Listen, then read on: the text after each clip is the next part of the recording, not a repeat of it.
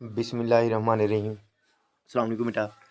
आज की इस वीडियो लेक्चर में हम बात करेंगे chapter number 9 class transfer of heat के न्यूमेरिकल प्रॉब्लम्स के बारे में। ठीक हो गया। तो हम स्टार्ट करते हैं अपना जो फर्स्ट वाला न्यूमेरिकल है उसके बारे में। तो आप लोगों ने याद रखना है सबसे पहले बेटा जो न्यूमेरिकल है वो 9.1 है। The concrete roof of the house, ठीक है, इस थिकनेस। बेटा सबसे पहले हमें उसकी थिकनेस दी हुई है। थिकनेस कितनी दी हुई है? 20 सेंटीमीटर। आप लोग लिखोगे thickness of roof is equal to L, 20 centimetre. अच्छा, जब सेंटीमीटर आ जाए ना बेटा, तो सेंटीमीटर को मीटर में करने के लिए आप लोग 100 से डिवाइड करते हो। जब 100 से डिवाइड करोगे तो बेटा आपका आ जाएगा 0.2 मीटर। ठीक हो गया। अच्छा, उसी के साथ आप लोगों को दिया गया है बेटा एरिया। ये देखें, ये आपको दिया हुआ है एरिया। एरिया वैसे भी उन्होंने लिखा हुआ है, साथ में मीटर स्क्वायर दिया हुआ है। उससे हमें आइडिया हो जाता है कि जो हमारे पास गिवन डाटा है वो एरिया है। तो बेटा ये आप लोगों को दिया हुआ है एरिया ऑफ रूफ। ठीक है, आपने साथ में लिखना है area of roof is equal to A is equal to 200 metre square.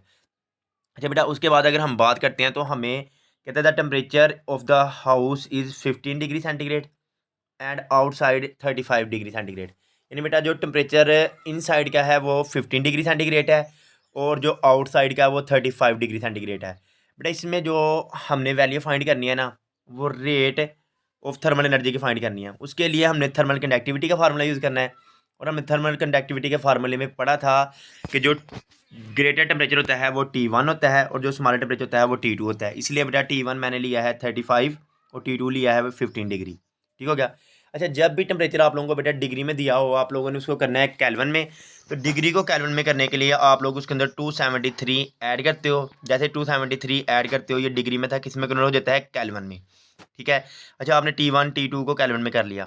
आप लोगों को ये भी आइडिया हो गया होगा कि T1 हमने ग्रेटर क्यों लिया है और T2 हमने कम क्यों लिया है। क्योंकि बेटा थर्मल कंडक्टिविटी में जो हीट होती थी वो हॉट बॉडी से कूल बॉडी की तरफ जाती थी। तो जब हार्ट से जाती है तो बेटा हार्ट, पहली बॉडी जो हमने ली है वो हार्ट ली है, तो उसका टेम्परेचर T1 होगा। T1 हार्ट बॉडी का टेम्परेचर ज़्यादा होता है, इसलिए T1 ग्रेटर होगा। अच्छा, उसके बाद लास्ट में उन्होंने दिया हुआ है द वैल्यू ऑफ के। ठीक है, कंक्रीट इज 0.6 वाट पर मीटर पर केल्विन। ठीक है, ये आप लोगों ने के की वैल्यू लिख देनी है। उसके बाद बेटा हमने फाइंड क्या करना है? ठीक है, हम जाते हैं अपने फाइंड की तरफ। बेटा देखिए, उन्होंने इस लाइन में लिखा हुआ है कि find the rate at which thermal energy is conduct. यानी हमने रेट, बेटा रेट का मतलब होता है जब भी आप किसी चीज़ को टाइम से डिवाइड करते हो उसको बोलते हो रेट। यानी हमने rate of conduction of thermal energy through a roof बेटा क्या ओवर टी फाइंड करनी है। ठीक है, सबसे पहले आपने गिवन डाटा लिखा, फिर रिक्वायर्ड लिखा। अब उसके बाद हम बात करते हैं इसके सोल्यूशन की। देखिए बेटा, सोल्यूशन के लिए सबसे पहले आप लोगों ने लगाना होता है फार्मूला।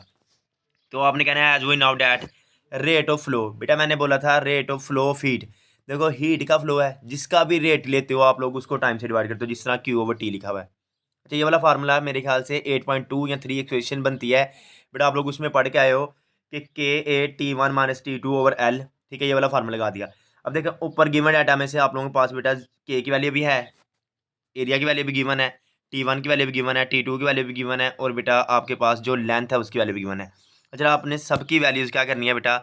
इधर पुट कर देनी है। जैसे ही वैल्यूज़ पुट करोगे उसके बाद जो बेटा आप लोग इनको थोड़ा सा सॉल्व करोगे। सॉल्व करने के बाद ये बाय कैलकुलेटर कर लेना आप लोगों ने इजीली। 0.65 को आपने मल्टीप्लाई करना है 200 से, आपके पास आ जाएगा 130। 308 में से 288 माइनस करोगे तो बेटा आपके पास आ जाएगा 20 डिवाइडेड बाई 0.1। अच्छा बेटा, जब सारी आप लोग कैलकुलेशन कर लोगे, डिवाइड कर लोगे, आप लोगों के पास आंसर आ जाएगा 13,000। बेटा हीट का यूनिट जोल होता है और टाइम का यूनिट सेकंड होता है, इसलिए आपका जो यूनिट बनेगा वो जोल पर सेकंड बनेगा। उसके बाद बेटा अगर आप लोग रिक्वायर्ड रिजल्ट लिखना चाहते हो तो इस तरह करके आप लोगों ने क्या करना है बेटा, अपना रिजल्ट लिख देना है कि हमारे पास जो रिजल्ट आता है वो ये आता है। ठीक है। अच्छा बेटा, ये आप लोगों का रिक्वायर्ड रिजल्ट था, ये आपका पहला न्यूमेरिकल है। अब उसके बाद बेटा हम बात करते हैं न्यूमेरिकल नंबर 2 की। ठीक है, हमारे पास न्यूमेरिकल नंबर 2 है 9.2। बेटा उसमें उन्होंने गिवन डाटा दिया हुआ है how much heat is lost. देखो स्टार्टिंग में ही बोल दिया है हाउ मच यानी बेटा कितनी हीट इज़ लॉस्ट, यानी आपने हीट फाइंड करनी है in an hour through a glass window. ठीक है बेटा, जो हमें एक ग्लास विंडो दी गई है उसकी एक लेंथ आपके पास 2 मीटर है और एक लेंथ 2.5 मीटर है। बेटा एक लेंथ आपको दी गई है 2 मीटर, एक आपको दी गई है 2.5 मीटर। अच्छा बेटा, 2 मीटर और 2.5 मीटर दोनों लेंथ हैं। जब दो लेंथ मिलती हैं तो बेटा क्या बन जाता है? एरिया। याद रहेगा, यानी एरिया आपके पास बराबर होता है बेटा length multiply by length. Length को जब लेंथ से मल्टीप्लाई करते हो आपके पास आ जाता है एरिया। अच्छा, जब आप 2 को बेटा 2.5 से मल्टीप्लाई करते हो तो आपके पास मीटर मीटर से मल्टीप्लाई हो गया मीटर स्क्वायर, और 2 को 2.5 से मल्टीप्लाई करो तो आपके पास 5 आंसर आ जाता है। ठीक हो गया। अच्छा, उसके बाद बेटा आप लोगों को कहा गया है आपको दिया गया है, कहता है when inside temperature 25 degree and outside temperature 5 degree. अच्छा देखो, अब इसमें जो इनसाइड टेम्परेचर है वो 25 डिग्री दिया गया है, और जो आउटसाइड टेम्परेचर है वो हमारे पास दिया गया है बेटा 5। उसमें इनसाइड कम था, आउटसाइड ज़्यादा था, इसमें इनसाइड ज़्यादा है, आउटसाइड कम है। लेकिन बेटा हमने स्टार्टिंग पे बात की थी कि जब भी हमने थर्मल कंडक्टिविटी की बात करनी है, हमने T1 ज़्यादा लेना है और T2 कम लेना है। इसलिए बेटा आप लोगों ने क्या किया, आप लोगों ने सिंपल T1 को ले लिया 25 और T2 को बेटा आप लोगों ने ले लिया 5। अच्छा, उसके बाद हमारे पास जो उन्होंने चीज़ें गिवन बेटा बाकी दी हुई हैं, कहते हैं साथ ही कहते हैं the thickness of a glass. बेटा ग्लास की थिकनेस दी गई है, थिकनेस यानी उसकी लेंथ गिवन है। बेटा लेंथ गिवन है सेंटीमीटर में, हमारे पास दिया गया 0.8 सेंटीमीटर। बेटा आप लोगों ने इसको डिवाइड करना है 100 से, क्योंकि ये सेंटीमीटर में है। सेंटीमीटर को बनाना है बेटा आप लोगों ने मीटर, जब सेंटीमीटर को मीटर में बनाओगे तो बेटा आपके पास ये आंसर आ जाएगा। सेंटीमीटर को मीटर में करने के लिए आप लोग कितने से डिवाइड करोगे, 100 से डिवाइड करोगे। अच्छा बेटा, साथ ही आपके पास T1 आ गया, T2 आ गया। अच्छा, T1 और T2 को बेटा आप लोगों ने केल्विन में कर लेना है। ठीक है, जो आपका रिक्वायर्ड आंसर था उसके अंदर जाके बेटा आप लोगों ने यानी 273 इन दोनों में ऐड करना है। उसके बाद इनका डिफरेंस लेके बेटा आप लोगों ने इसको केल्विन में कर लेना है। अच्छा बेटा, ये आप लोगों के पास हो गया। उसके बाद अब हमें ये जो उन्होंने गिवन दिया हुआ है कि आप लोगों ने फाइंड क्या करना है, वो स्टार्टिंग में बताया हुआ था, how much heat is lost. ठीक है, इन एन आवर। बेटा हमें टाइम भी गिवन है। ठीक है, आप लोगों ने याद याद रखना है टाइम हमें कितना गिवन है बेटा, 1 आवर। और 1 घंटा आप लोगों को पता है कितने सेकंड के बराबर होता है बेटा, वो आप लोगों ने लिख देना है 3600 आप लोगों के पास सेकंड के बराबर होता है, यानी आप लोगों को 3600 सेकंड दिए हुए बेटा। ठीक हो गया, टाइम का फैक्टर भी आप लोगों ने याद रखना है। अच्छा, फाइंड क्या करनी है हमने, हीट। बेटा जो प्रीवियस फार्मूला यूज़ किया था वही सेम फार्मूला आप लोगों ने इसमें यूज़ करना है। ठीक है, लेकिन उस वाले फार्मूले में आप लोगों ने क्या किया हुआ था, यहाँ पे टी डिवाइड किया हुआ था यहाँ पे। बेटा अब ये टी जो इधर डिवाइड हो रहा था उधर जा क्या हो गया है, मल्टीप्लाई हो गया है। ठीक है, तो आप लोगों ने भूलना नहीं है कि हमारे पास हमने क्यू को पीछे वाले फार्मूले में टी से डिवाइड किया हुआ था, लेकिन इस बार हमारे पास टी की वैल्यू है, इसलिए बेटा आप लोगों ने उधर मल्टीप्लाई कर देना है। अच्छा, सिंपल है बेटा, आप लोगों ने के की वैल्यू पुट करनी है। ठीक है, ए की वैल्यू पुट करनी है। ठीक है, पहला टेम्परेचर, दूसरा टेम्परेचर, और बेटा टाइम की नीचे लेंथ की वैल्यू पुट करनी है।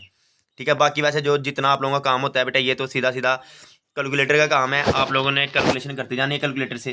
ठीक है, आप लोगों के पास बेटा जो रिक्वायर्ड आंसर होगा ये आ जाएगा। अच्छा, अब ये जो आंसर है बेटा, इसको बाद में आप लोगों ने साइंटिफिक नोटेशन में कर लेना है। ठीक है, साइंटिफिक नोटेशन में आप लोगों को करना आता होगा, ये होप सो। अगर नहीं आता तो किसी जब फर्स्ट वाले चैप्टर के हम क्वेश्चंस करेंगे तो बेटा न्यूमेरिकल्स करेंगे, उनमें मैं आप लोगों को सिखा दूंगा कि साइंटिफिक नोटेशन में किस तरह करते हैं। ठीक हो गया। अच्छा, इसमें थोड़ा सा बता देता हूँ बेटा, जो नॉन जीरो डिजिट होता है ना उसके आगे आप लोग पॉइंट लगाते हो, जिस तरह 3 के आगे पॉइंट लगा हुआ है। उसके बाद जितने आगे बेटा डिजिट्स आ जाते हैं उनको काउंट करते हो। अगर आप यहाँ पे पॉइंट लगाते हो तो टोटल बेटा ये 7 डिजिट रह जाते हैं। तो इसलिए 10 की पावर कितनी बन जाती है, 7। और हीट का यूनिट क्या होता है, जोल, क्योंकि हीट एक एनर्जी है, एनर्जी का यूनिट जोल होता है, इसलिए हीट का एनर्जी भी जोल होता है। और बेटा ये आप लोगों का रिक्वायर्ड आंसर है। ठीक है, ये थे बेटा हमारे 9 वाले चैप्टर के न्यूमेरिकल। इंशाल्लाह नेक्स्ट वीडियो में बेटा हम बात करेंगे चैप्टर नंबर 8 के। इस तरह बेटा बैकवर्ड हम मूव करते जाएंगे। थैंक यू सो मच, अल्लाह हाफिज़।